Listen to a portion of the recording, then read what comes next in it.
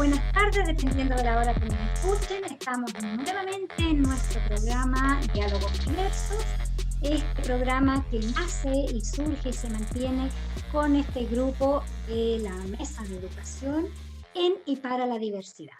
Hoy día contamos con una nueva entrevistada. Ella es Patricia Morales, de la Universidad Metropolitana de Ciencias de la Educación, una de las 5 universidades que pertenece a este núcleo, a esta mesa de educación, quien nos va hoy día a compartir su sentir, su trabajo, su línea de investigación, cómo está ella ligada a este grupo de investigación, que es grupo de investigación y es grupo también de desarrollo, es grupo de docencia, ¿cierto? Que tiene muchas características y que ella nos va a hablar.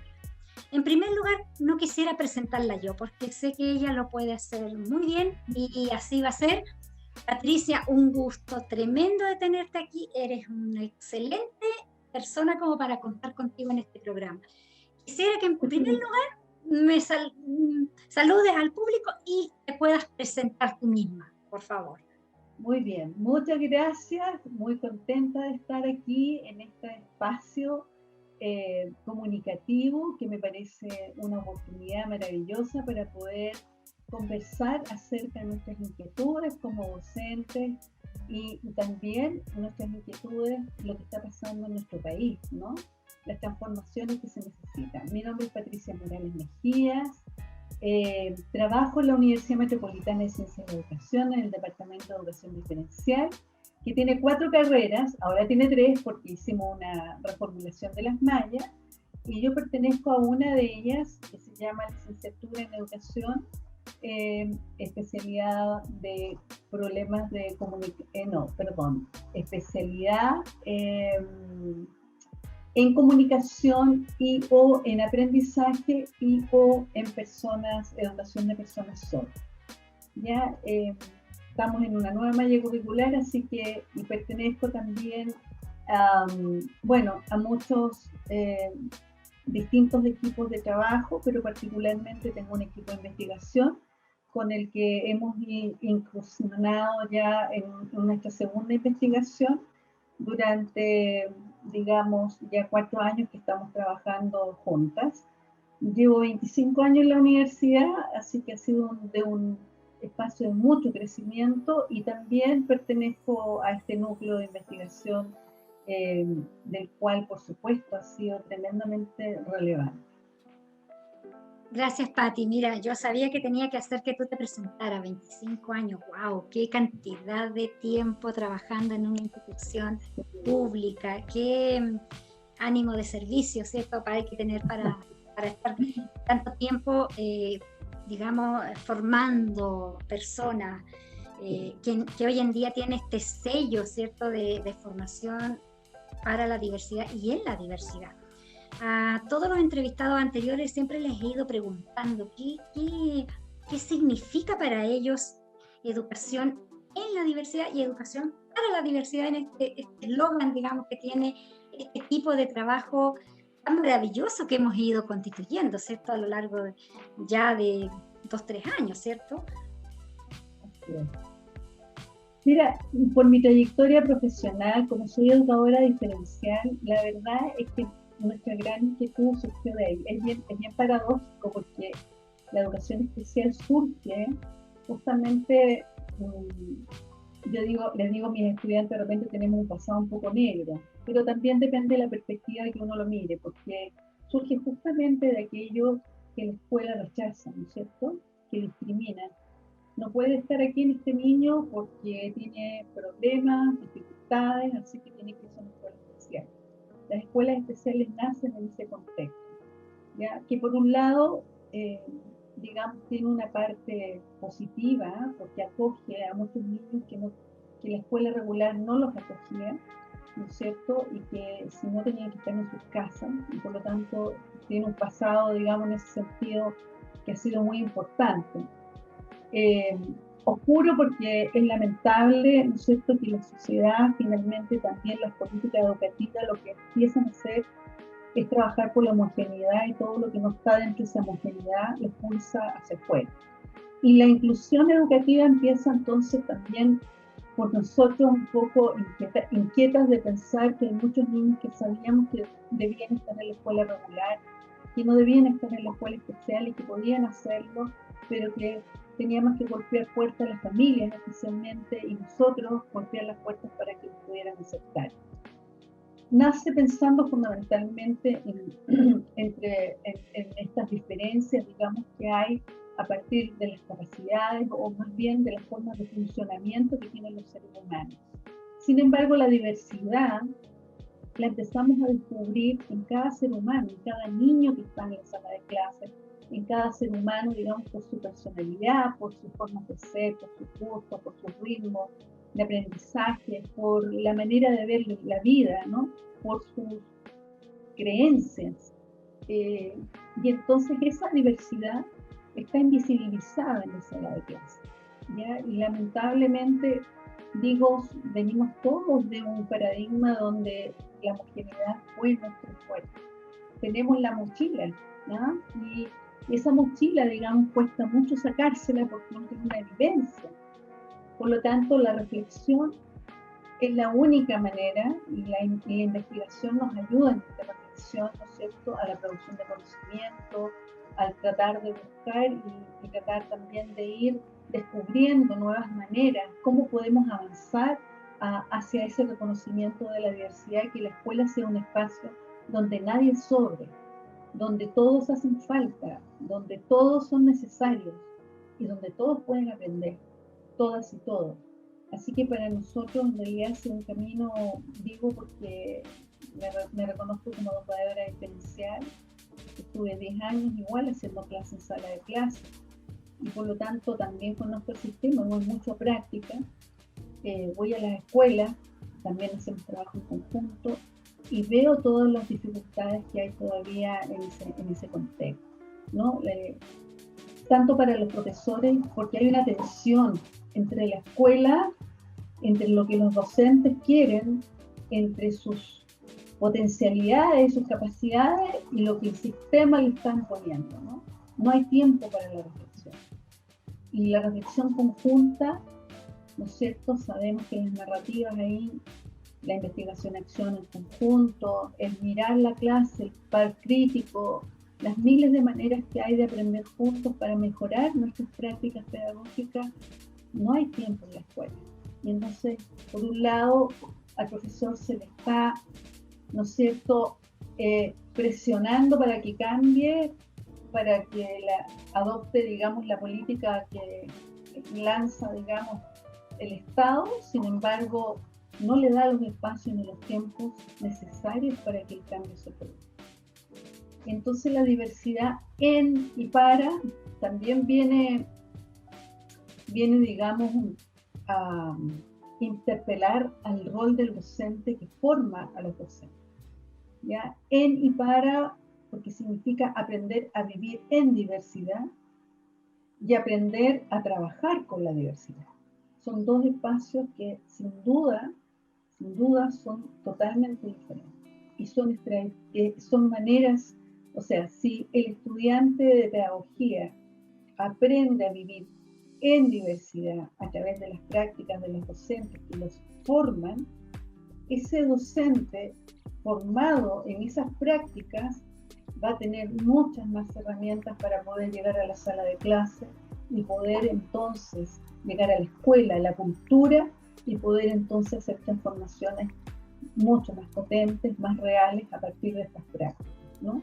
Y no solamente que entregue herramientas, entre comillas, teóricas, ¿no?, para que trabaje con sus estudiantes, pero su vivencia sigue siendo en la homogeneidad. Y ese es nuestro gran desafío, ¿cierto? Sí, un tremendo desafío, la verdad, para las universidades. Cómo hacer esa conexión, esa integración entre lo que es teórico y que es necesario, con estas prácticas que tienen que ser también surgidas de la teoría, pero que sean acordes también con aquello.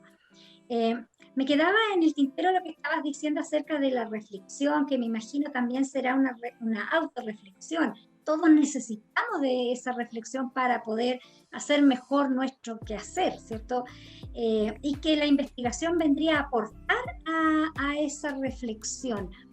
Imagino que la universidad y que este equipo habrá hecho ya algo de esa investigación que ayuda a esa reflexión. ¿Tienen algunos avances, algo que pudieras tú mostrarnos acerca de descubrimientos, de aspectos que ya se hayan analizado, que puedas contarnos un poquito aquí y que sean justamente al servicio de finalmente de esta educación y para la diversidad? Mira, es muy lindo el proyecto que fuimos desarrollando en la universidad, particularmente en la Facultad de Filosofía y Educación, es a la que pertenezco, donde está la carrera de Educación Básica, Educación Parvularia, está la carrera de Filosofía y está la carrera de Educación Diferencial. Yo soy coordinadora de práctica de mi departamento, que tiene estas tres carreras. Lo fui por mucho tiempo y en estas reflexiones con las coordinadoras, porque nos juntábamos las coordinadoras de las carreras a reflexionar, digamos, y a ver también un poquito cuáles son los desafíos que teníamos, y nos inquietaba mucho de que hoy día el sistema estaba pidiendo justamente que los docentes, educadores diferenciales trabajen en conjunto con el docente en codocencia, con el docente de educación básica y de educación media. Y nosotros como universidad no teníamos prácticas en ese sentido, o sea, las estudiantes nuestras estudiantes egresadas llegaban a la escuela sin ninguna experiencia.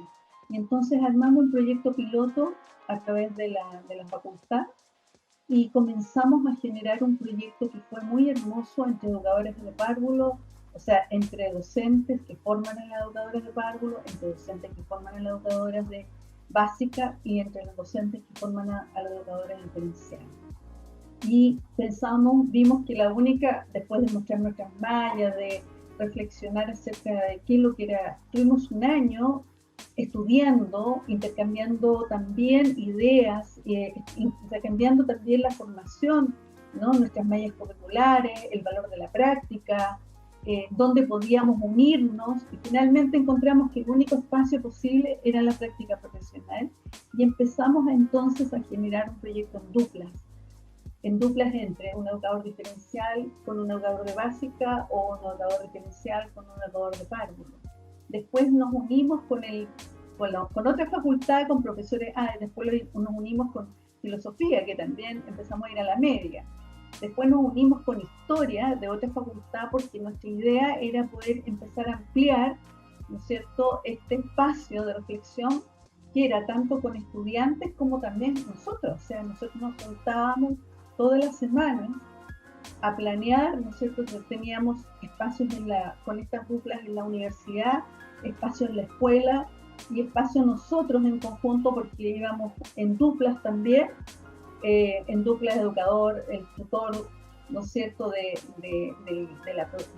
estudiante de básica con el tutor del estudiante de educación diferencial. Íbamos juntos a ver las prácticas de nuestras estudiantes, y bueno, y eso nos traía miles de reflexiones a nosotros también desde la formación. Y justo vino además el rediseño de las mallas curriculares. Bueno, y estuvimos escribiendo muchísimo, y de ahí surge un proyecto de investigación acerca de las prácticas colaborativas y el impacto que estas podrían tener y cómo estaban viviéndose, digamos, desde la escuela, ¿no? Tratamos de tomar las buenas prácticas pedagógicas, entonces hablamos con los directores de distintas comunas donde nosotros estábamos viendo, particularmente de 3 comunas, y logramos establecer contacto con docentes que en codocencia tenían buenas prácticas, y recoger esas buenas prácticas y también recoger los desafíos.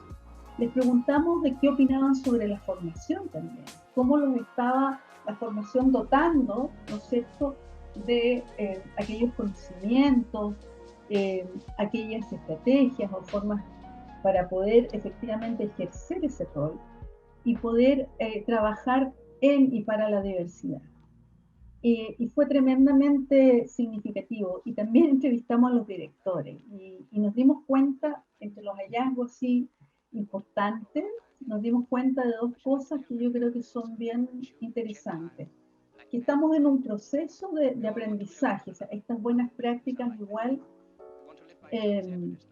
están dotadas de una serie de habilidades blandas. Eso nos dimos cuenta que efectivamente la educación emocional es un arma fundamental en la vida de la formación de un profesor, digamos, pues, de cualquier área, ¿ya? Nos dimos cuenta que nuestras duplas, y que las duplas que también observamos, las que tenían buenos resultados, era porque efectivamente tenían buena capacidad de escucha, capacidad, ¿no es cierto?, para poder tomar acuerdos, capacidad para abandonar el ego, ¿no? Y capacidad para complementarse, ¿no es cierto?, y aportar lo mejor de sí, ¿no? Reconocer cuáles eran nuestras fortalezas y cuáles eran nuestras debilidades y poder con eso, ¿no es cierto?, apostar al aprendizaje de niños y niñas en sala de clase.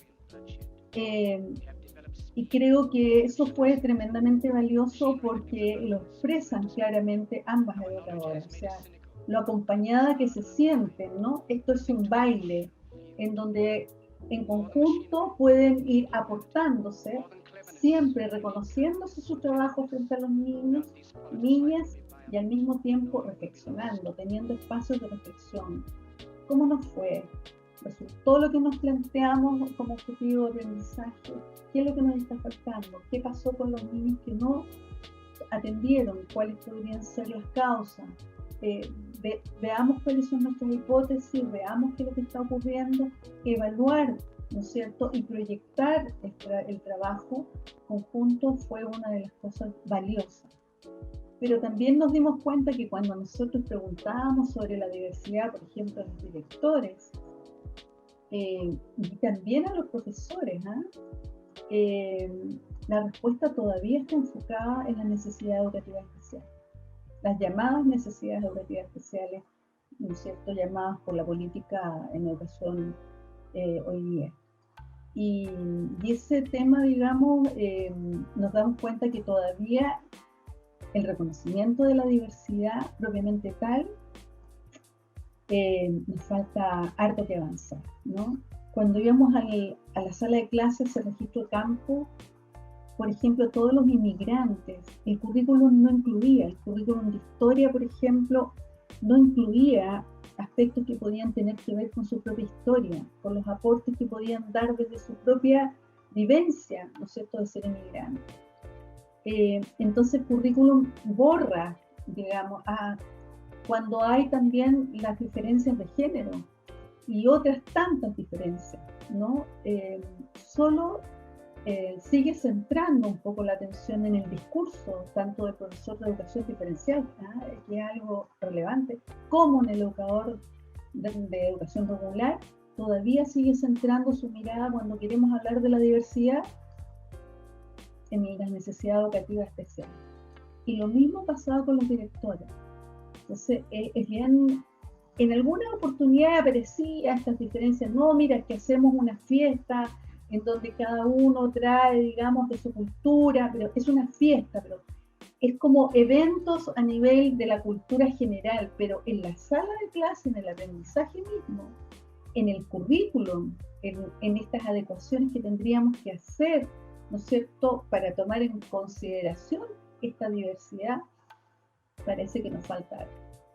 Y esa fue una de las conclusiones importantes a las que llegamos y nos dimos cuenta allí que el rol del educador, del formador de formadores, tenía una relevancia importante en todo este juego también de formar, ¿no es cierto?, y de seguir mirando que estas prácticas todavía tenemos que avanzar. Entonces, es nuestra obligación mirar la formación de los formadores, de los formadores, quienes formamos a los docentes, educadores en todas las áreas, digamos, y aquí es necesario que reflexionemos en conjunto y que miremos cómo estamos formando a nuestros estudiantes para, ¿no es cierto?, servir en la educación hacia una mirada de derecho ¿no es cierto?, donde se consideren las diferencias y esta diversidad como un valor positivo dentro de los procesos identitarios. Mientras te escuchaba, Patti, pensaba en la idea de que a lo mejor está faltando, ¿cierto?, educación como para abrir la perspectiva de la diversidad a todos los ámbitos de lo que significa la palabra tan amplia de diversidad. Y pensaba que falta en los formadores de formadores, que falta en los que están siendo formados, que está faltando un poco de educación, de apertura en los profesores, en los directores, como nos mencionabas tú, y quizás también falta en la cultura general, en cualquier persona, digamos, en el ciudadano de a pie, como se suele decir, ¿cierto?, que tampoco tiene esa apertura y que siente que cuando se habla de diversidad es porque están hablando de alguien que tiene una dificultad funcional, como la denominabas tú, y que ese es el diverso, eso es la mirada de la diversidad, y no necesariamente con esa diversidad más amplia, como se quiere entender en este contexto, en este grupo, en este núcleo de trabajo en el que estamos desenvolviéndonos nosotros, y que queremos justamente que se abra esa mirada, que lo entendamos de esa manera, y que tenemos desafíos por delante. Tú mencionabas dentro de esos desafíos la educación emocional, para poder ser más empáticos, escuchar mejor, pero con esa escucha activa, que en el fondo también reúnen estas habilidades que tenemos que tener en el siglo XXI para formar y para ser formados.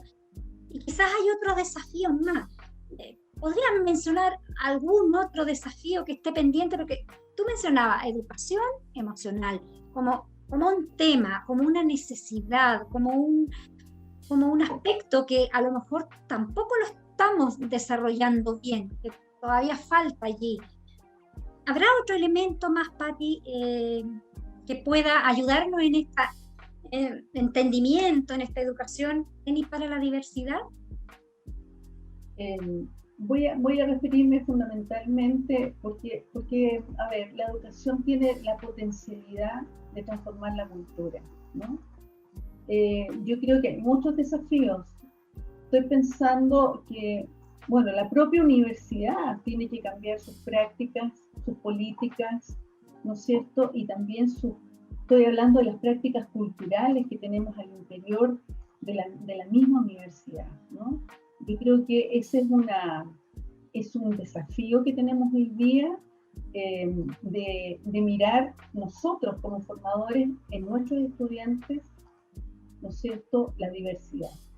Porque en la medida que ellos van a formarse en ese contexto y para la diversidad, también van a transformar no solamente a los estudiantes que forman, sino que a sus familias. Y también hay que pensar que la escuela, ¿no es cierto?, o la institución escolar está unida a una comunidad.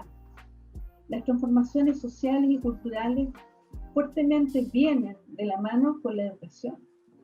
Por eso que es tan importante en un país, ¿no es cierto?, tener en cuenta las políticas que se impulsan.